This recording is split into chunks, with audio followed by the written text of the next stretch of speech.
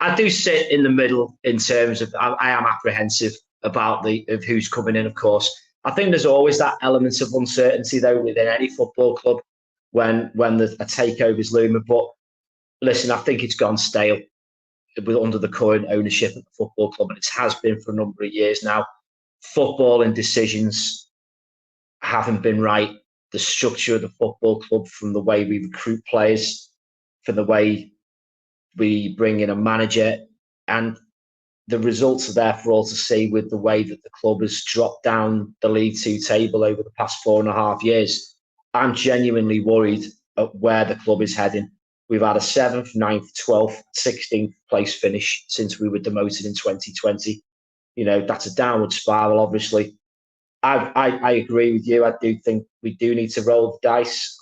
Of course, there's a lot of uncertainty about, I think, the motives of these people. Why would you want to buy a fourth division English football club? I look forward to hearing their ideas. I look forward to hearing their vision for the football club.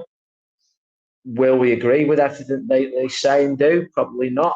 But it's gone stale. And if it doesn't happen now, I fear it for what will happen come the end of the season. And I understand concerns reference we don't want to become like a Wrexham, or maybe some people do want us to see become like a Wrexham. I don't know. I want to see some change and hopefully roll the dice, and it'll have a positive impact and could start enjoying going to watch Tranmere again. It's my club. I love the match days. I love seeing the same familiar faces in the tent, and inject some positivity back into it and get everyone excited again. It's good to know you do enjoy seeing some familiar faces when you go to Tranmere on a match day, Craig, because it sounds like you're not enjoying seeing any of the familiar faces that are actually pulling on the shirt at the moment from what's been said over the last 35 minutes.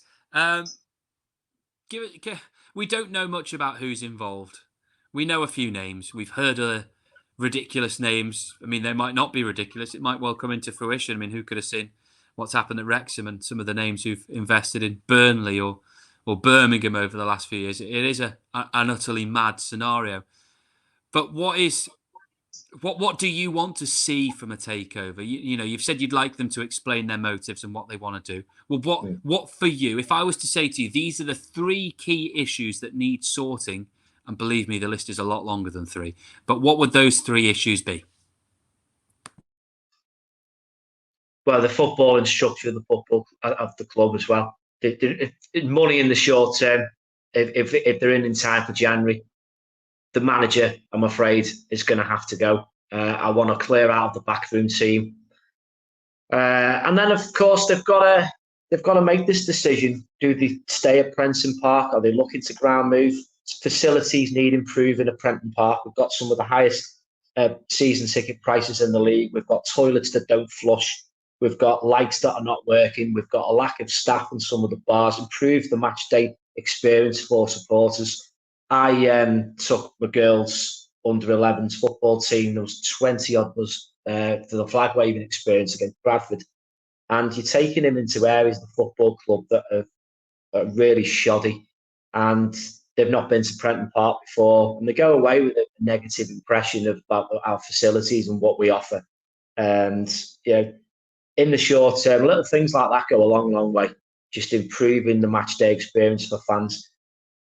And again, moving forward, if we get a better team, better players, better manager, it's not that difficult to get out of League Two. If we get a promotion under our belts in the first couple of seasons, get back into League One, that's a good platform which they can build the football club, and it'll generate more support, hopefully, as well, the higher up the division we go. But in the short term, they are going to have to pump some cash in. The place does have a tired look to it in a lot of areas. And what goes beyond that, we'll wait and hear what they've got to say.